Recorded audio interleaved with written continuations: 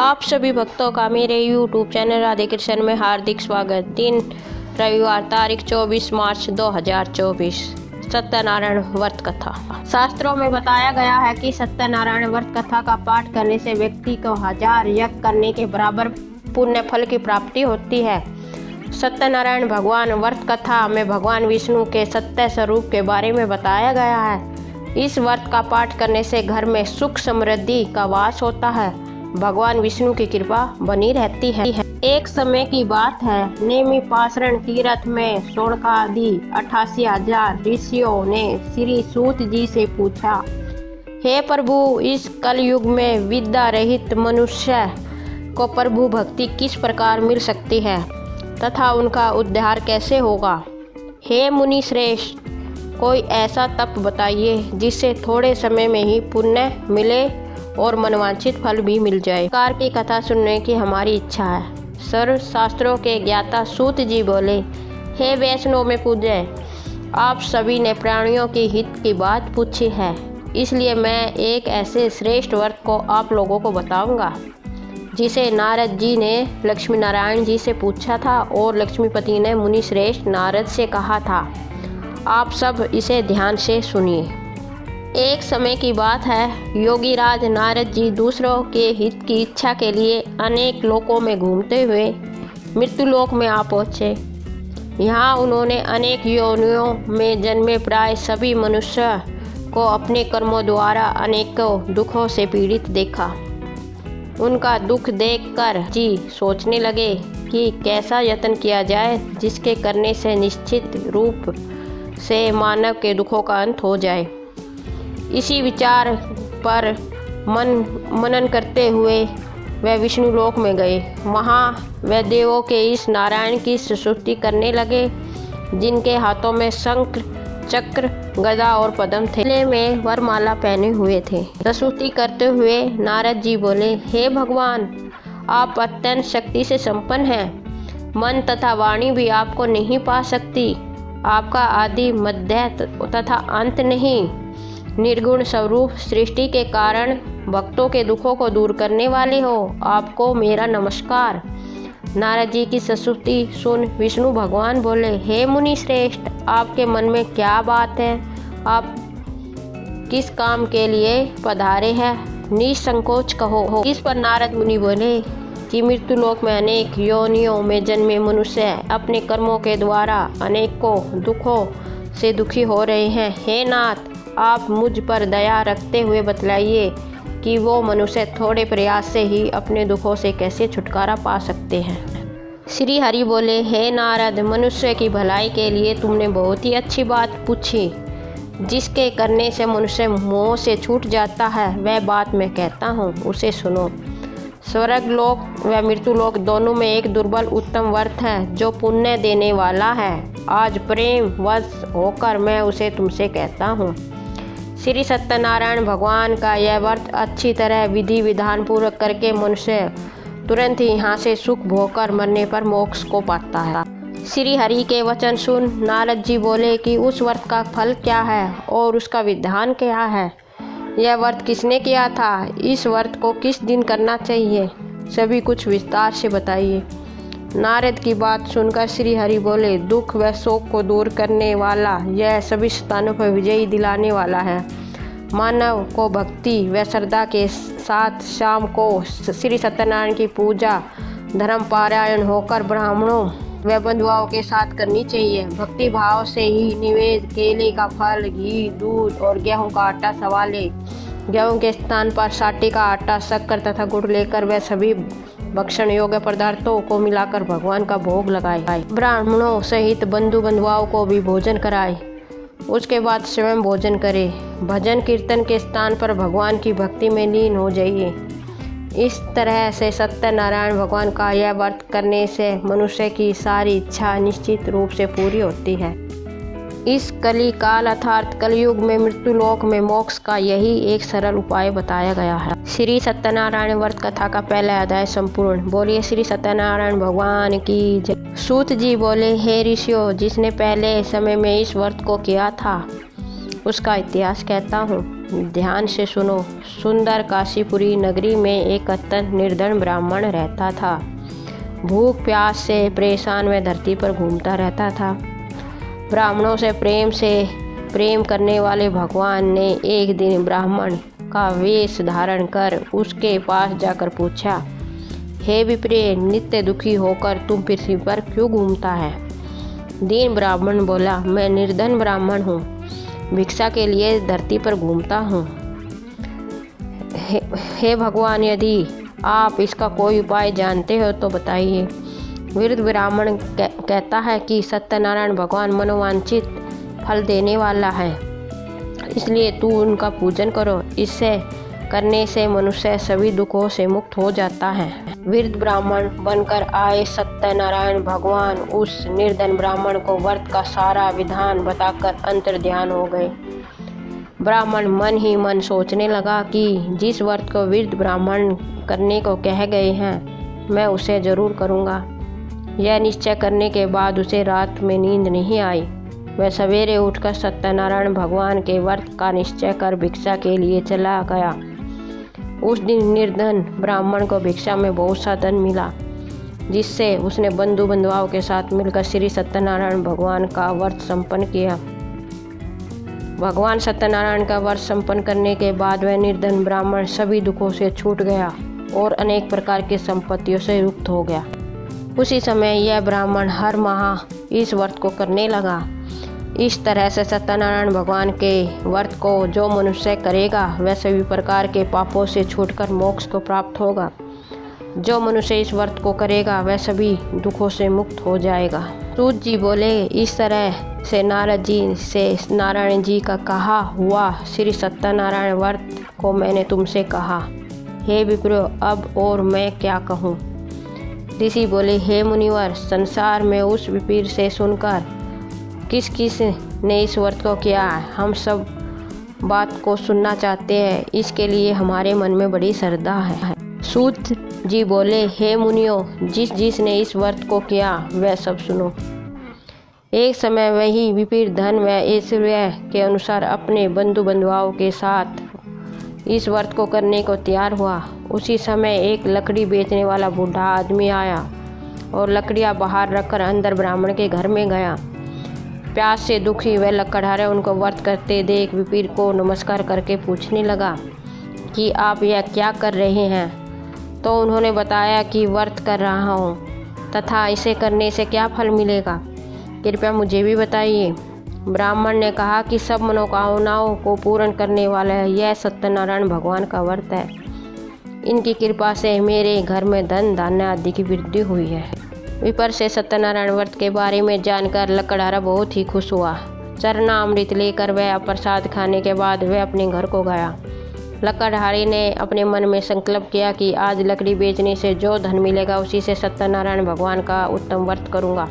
मन में इस विचार को ले बूढ़ा आदमी सिर पर लकड़ियां रख उस नगर में बेचने गया जहाँ धनी लोग ज़्यादा रहते थे।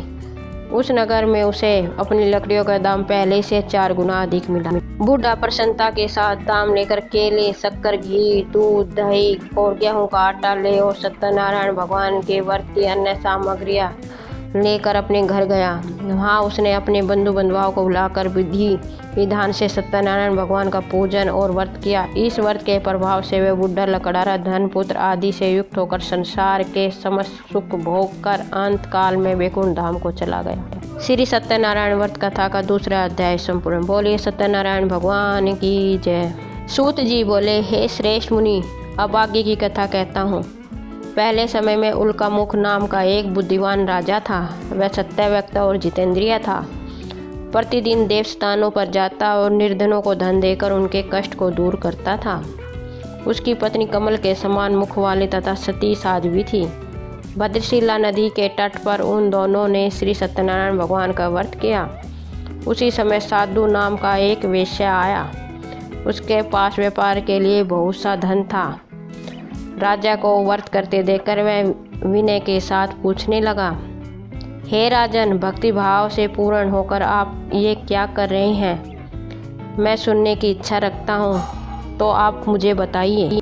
राजा बोला, हे साधु, अपने बंधु बंधुओं के साथ पुत्र आदि की प्राप्ति के लिए एक महाशक्तिमान श्री सत्यनारायण भगवान का व्रत व पूजन कर रहा हूँ। राजा के वचन सुन साधु आदर से बोला, हे राजन, मुझे इस व्रत का सारा विधान कहिए। आपकी कथा अनुसार मैं भी इस व्रत को करूँगा। मेरे भी कोई संतान नहीं है और इस व्रत को करने से निश्चित रूप से मुझे संतान की प्राप्ति होगी। राजा से व्रत का सारा विधान सुन व्यापार से निर्वृत्त हो वह अपने घर को गया। साधु वेश्या ने अपनी पत्नी को संतान देने वाले इस व्रत का वर्णन कह सुनाया और कहा कि जब मेरे संतान होगी तब मैं इस व्रत को करूँगा। साधु ने इस तरह के वचन अपनी पत्नी लीलावती से कहे। एक दिन लीलावती पति के साथ आनंदित हो शारीरिक धर्म में प्रवृत्त होकर सत्यनारायण भगवान की कृपा से गर्भवती हो गई। 10वें महीने में उसके गर्भ से एक सुंदर कन्या ने जन्म लिया। दिनों दिन वह ऐसे बढ़ने लगी जैसे शुक्ल पक्ष का चंद्रमा बढ़ता है। माता पिता ने अपनी कन्या का नाम कलावती रखा। एक दिन लीलावती ने मीठे शब्दों में अपने पति को याद दिलाया कि आपने सत्यनारायण भगवान के जिस व्रत को करने का संकल्प किया था उसे करने का समय आ गया है। आप इस व्रत को कीजिए। साधु बोला कि हे प्रिय, इस व्रत को मैं उसके विवाह पर करूँगा। इस प्रकार अपनी पत्नी को आश्वासन देकर वह नगर को चला गया।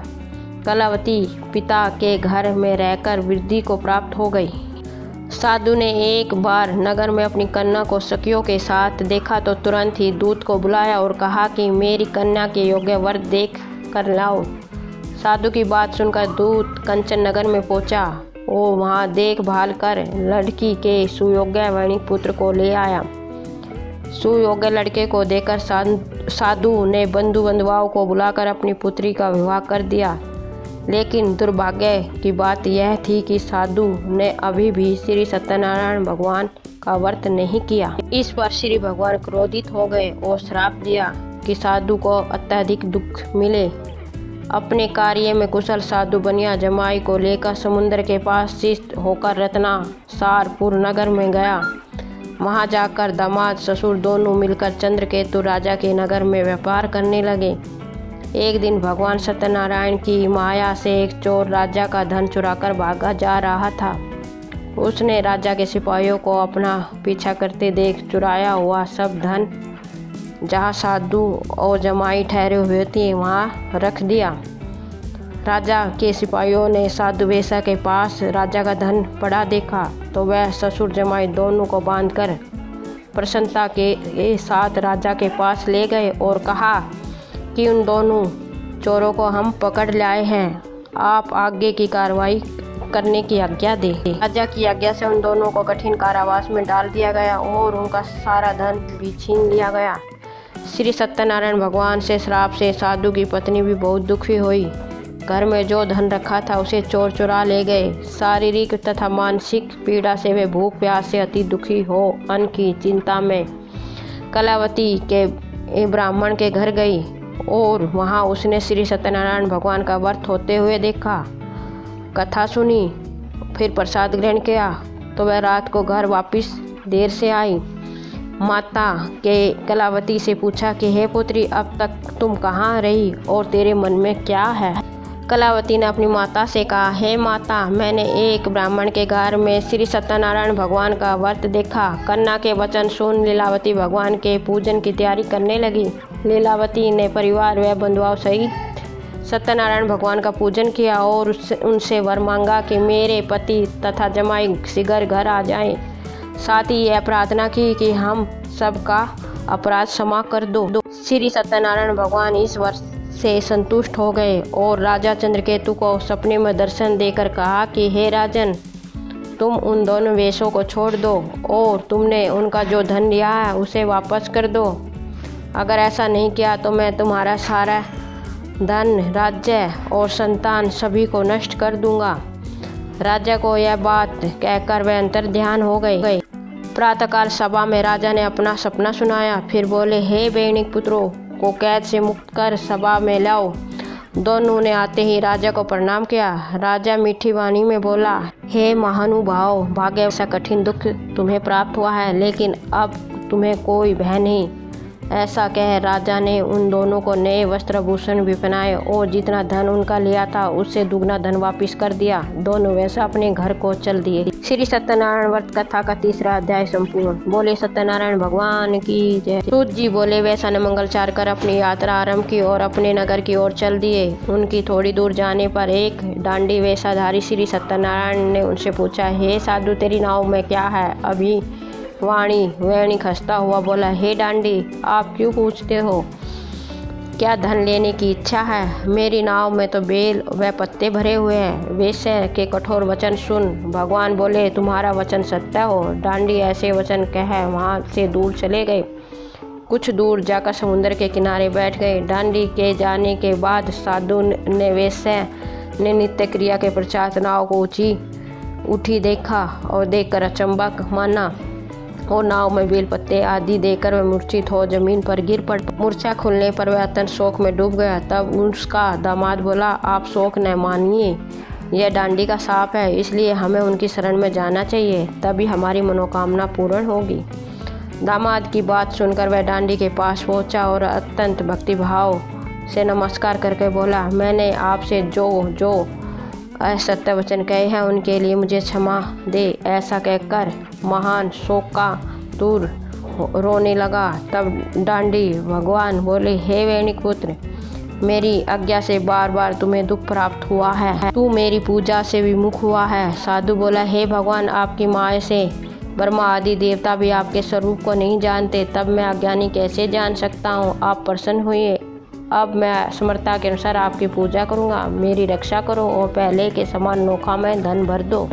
साधु वेशा के भक्तिपूर्वक वचन सुनकर भगवान प्रसन्न हो गए और उसकी इच्छा अनुसार वरदान देकर अंतर्ध्यान हो गए। ससुर जमाई जब नाव पर आए तो नाव धन से भरी हुई थी। फिर वहीं अपने अन्य साथियों के साथ सत्यनारायण भगवान का पूजन कर अपने नगर को चल दिए। जब नगर के नज़दीक पहुँचे तो दूत को घर पर खबर करने के लिए भेज दिया।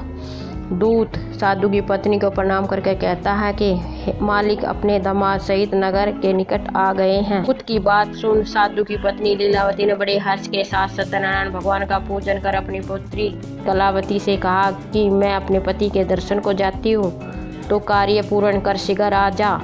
माता के ऐसे वचन सुन कलावती जल्दी से प्रसाद छोड़कर पति के पास चली गई। प्रसाद की अवज्ञा के कारण श्री सत्यनारायण भगवान रुष्ट हो गए और नाव सहित उसके पति को पानी में डुबो दिया। कलावती अपने पति को वहां ना पाकर रोते हुए जमीन पर गिर गई। नौका को डूबा हुआ देख व कन्या को रोता हुआ देख साधु दुखी होकर बोला, हे प्रभु, मुझसे तथा मेरे परिवार से जो भूल हुई है उसे क्षमा करे। साधु के दीन वचन सुनकर श्री सत्यनारायण भगवान प्रसन्न हो गए और आकाशवाणी हुई, हे साधु, तेरी कन्या मेरे प्रसाद को छोड़कर आई, इसलिए उसका पति अदृश्य हो गया है। यदि वह घर जाकर प्रसाद खाकर लौटे तो उसे उसका पति अवश्य मिलेगा। ऐसी आकाशवाणी सुन कलावती घर पहुंचकर प्रसाद खाती है और फिर आकर अपने पति के दर्शन करती है।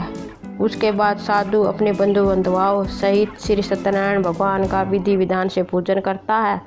इस लोक में सुख भोगकर अंत में स्वर्ग को जाता है। श्री सत्यनारायण व्रत कथा का 4था अध्याय संपूर्ण। बोले सत्यनारायण भगवान की जय। सूत जी बोले, हे ऋषियों, मैं और भी एक कथा सुनाता हूँ, उसे भी ध्यान पूर्वक सुनो।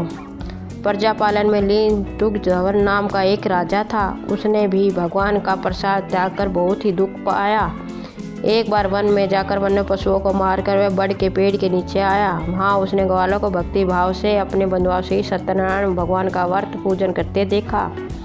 अभिमान वश राजा ने उन्हें देखकर भी पूजा स्थान पर नहीं गया और ना ही उसे ने भगवान का नमस्कार किया। ग्वालों ने राजा को जो प्रसाद खाने को दिया वह भी उसने नहीं लिया। उसे छोड़कर वह अपने नगर को चल दिया। जब वह नगर में पहुंचा तो उसे सब कुछ तहस नहस हुआ पाया, तो वह शीघ्र ही समझ गया कि यह सब भगवान ने ही किया है। वह दोबारा ग्वालों के पास पहुंचा, विधि पूर्वक पूजा कर प्रसाद खाया तो श्री सत्यनारायण भगवान की कृपा से सब कुछ पहले जैसा हो गया। दीर्घ काल तक सुख भोगने के बाद मरणोपरांत उसे स्वर्ग की प्राप्ति हुई। जो मनुष्य परम दुर्बल इस व्रत को करेगा तो भगवान सत्यनारायण के अनुकंपा से उसे धन धान्य की प्राप्ति होगी। निर्धन धनी हो जाता है और भय मुक्त हो जीवन जीता है। संतानहीन मनुष्य को संतान सुख मिलता है और सारे मनोरथ पूर्ण होने पर मानव अंत काल में वैकुंठ धाम को जाता। सूत जी बोले, जिन्होंने पहले इस व्रत को किया था अब उनके दूसरे जन्म की कथा कहता। वीर संतानंद ब्राह्मण ने सुदामा का जन्म लेकर मोक्ष की प्राप्ति की। लकड़हारे ने अगले जन्म में निषाद बनकर मोक्ष प्राप्त किया। उल्का मुख नाम का राजा दशरथ हो वैकुंठ को गए। साधु नाम के बेसन ने मोर ध्वज बनकर अपने पुत्र को आरे से चीरकर मोक्ष पाया। महाराज दुग्धध्वज ने स्वयं भू होकर भगवान में भक्ति युक्त हो कर्म को मोक्ष पाया, कर्म कर मोक्ष पाया। श्री सत्यनारायण व्रत कथा का 5वां अध्याय संपूर्ण। बोले सत्यनारायण भगवान की जय। सत्यनारायण भगवान की आरती। जय लक्ष्मी रमणा स्वामी, जय लक्ष्मी रमणा। सत्यनारायण स्वामी जन पातक हरणा। ओम जय लक्ष्मी रमणा स्वामी, जय जय लक्ष्मी रमणा। रतन जड़ित सिंहासन अद्भुत छवि राजे। नारद करत निरंजन घंटा धवनी बाजे। ओम जय लक्ष्मी रमणा स्वामी, जय लक्ष्मी रमणा। परकट भय कली कारण दिवज को दरस दियो। बूढ़ो ब्राह्मण बन कर कंचन महल कियो। ओम जय लक्ष्मी रमणा स्वामी, जय लक्ष्मी रमणा। दुर्बल भील कठोरो जिन पर कृपा करी। चंद्रचूड़ एक राजा जिनकी विपत्ति हरी। ओम जय लक्ष्मी रमणा स्वामी, जय लक्ष्मी रमणा। वेश मनोरथ पायो सरदा तज दीनी। सो फल भोग प्रभु जी फिर सृष्टि कीनी। ओम जय लक्ष्मी रमणा स्वामी, जय लक्ष्मी रमणा। भाव भक्ति के कारण छिन छिन रूप धरो। सरधा धारण कीनी तिनके काज सरो। ओम जय लक्ष्मी रमणा स्वामी, जय लक्ष्मी रमणा। ग्वाल बाल संग राजा बन में भगति करी। मन वांछित फल दीनो दीन दयाल हरि। ओम जय लक्ष्मी रमणा स्वामी, जय लक्ष्मी रमणा। चढ़ते प्रसाद सवायो कदली फल मेवा। धूप दीप तुलसी से राजी सत्य देवा। ओम जय लक्ष्मी रमणा स्वामी, जय लक्ष्मी रमणा। सत्यनारायण जी की आरती जो कोई नर गावे। तन मन सुख संपत्ति मन वांछित फल पावे। ओम जय लक्ष्मी रमणा स्वामी, लक्ष्मी रमणा स्वामी, जय लक्ष्मी रमणा। सत्यनारायण स्वामी जन पातक हरणा। ओम जय लक्ष्मी रमणा स्वामी, जय जय लक्ष्मी रमणा। बोलो सत्यनारायण भगवान की जय, लक्ष्मी नारायण भगवान की जय। आपको मेरा वीडियो कैसा लगा कमेंट बॉक्स में अवश्य बताएं। मेरी वीडियो को लाइक शेयर व चैनल को सब्सक्राइब करें। धन्यवाद।